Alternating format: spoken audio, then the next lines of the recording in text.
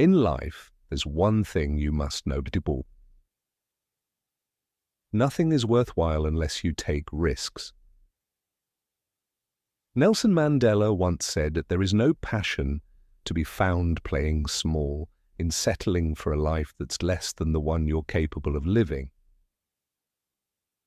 And today, I want to talk to you about embracing those risks, about falling forward. So please like, share, and subscribe to my channel for more such motivational videos. In fact, I found that nothing in life is worthwhile unless you take risks. Nothing. Nelson Mandela said, "There is no passion to be found playing small in settling for a life that's less than the one you're capable of living."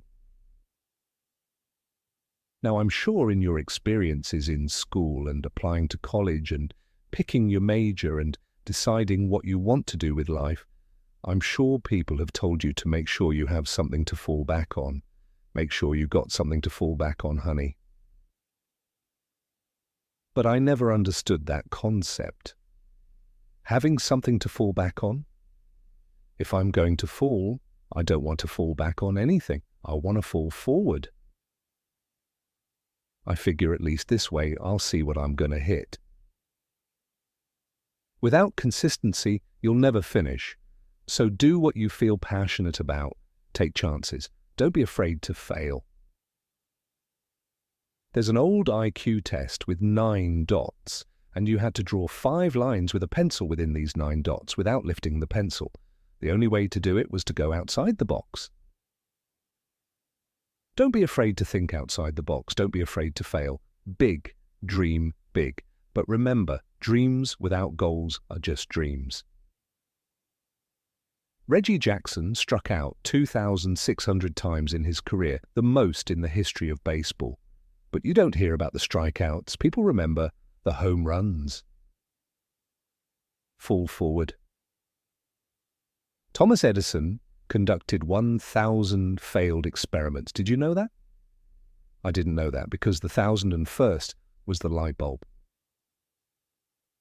Fall forward. Every failed experiment is one step closer to success. You've got to take risks. And I'm sure you've probably heard that before, but I want to talk to you about why that's so important. You will fail at some point in your life. You will lose. You will embarrass yourself. You will suck at something. There's no doubt about it. And I know that's probably not a traditional message for a graduation ceremony, but hey, I'm telling you, embrace it because it's inevitable. In the acting business, you fail all the time. Early on in my career, I auditioned for a part in a Broadway musical. Perfect role for me, I thought, except for the fact that I can't sing. I didn't get the job. But here's the thing, I didn't quit. I didn't fall back.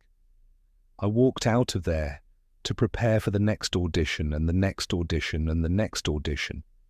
I prayed, and I prayed, but I continued to fail and fail and fail. But it didn't matter because you know what? There's an old saying, you hang around the barber shop long enough, sooner or later you're going to get a haircut, so you will catch a break. And I did catch a break. Last year, I did a play called Fences on Broadway. But here's the kicker. It was at the Court Theatre. It was at the same theatre that I failed that first audition 30 years prior. The point is, every graduate here today has the training and the talent to succeed. But do you have the guts to fail? If you don't fail, you're not even trying. I'll say it again. If you don't fail, you're not even trying. To get something you never had, you have to do something you never did. Imagine you're on your deathbed, and standing around your deathbed are the ghosts representing your unfulfilled potential. The ghost of the ideas you never acted on, the ghost of the talents you didn't use, and they're standing around your bed, angry, disappointed, and upset.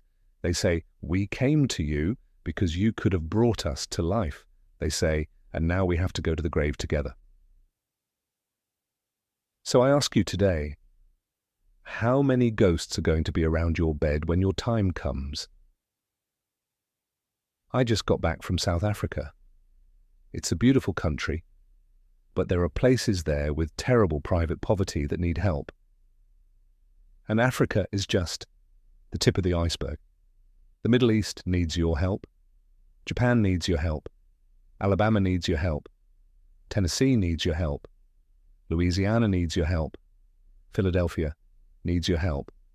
The world needs a lot, and we need it from you.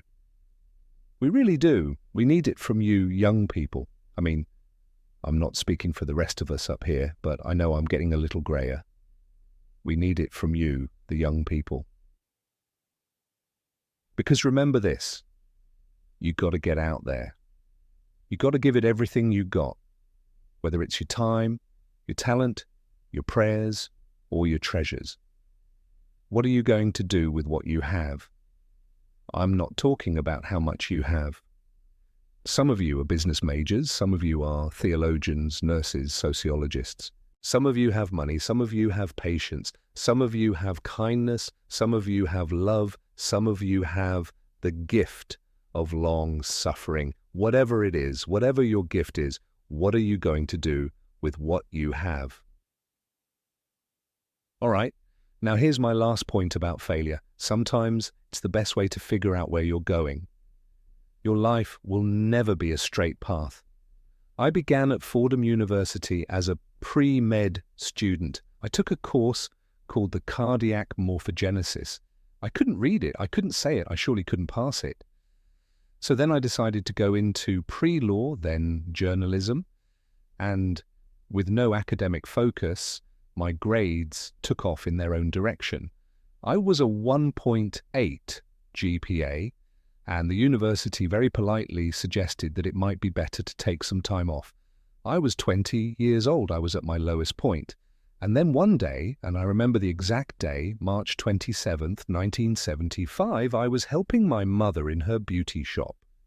My mother owned a beauty shop up in Mount Vernon, and there was this older woman who was considered one of the elders in the town, and I didn't know her personally, but I was looking in the mirror, and every time I looked in the mirror, I could see her behind me, and she was staring at me.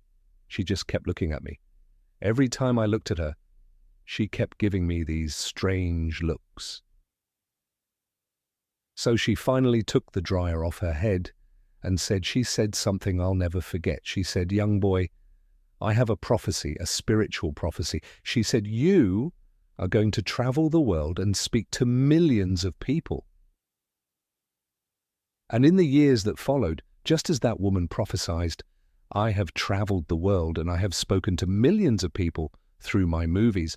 Millions who up until this day couldn't see me, who up until this day I couldn't see while I was talking to them, and they couldn't see me. They could only see the movie. They couldn't see the real me. But I see youth today, and I'm encouraged by what I see. I'm strengthened by what I see. Because taking risk is not just about going for a job. It's also about knowing what you know and what you don't know. It's about being open to people and to ideas.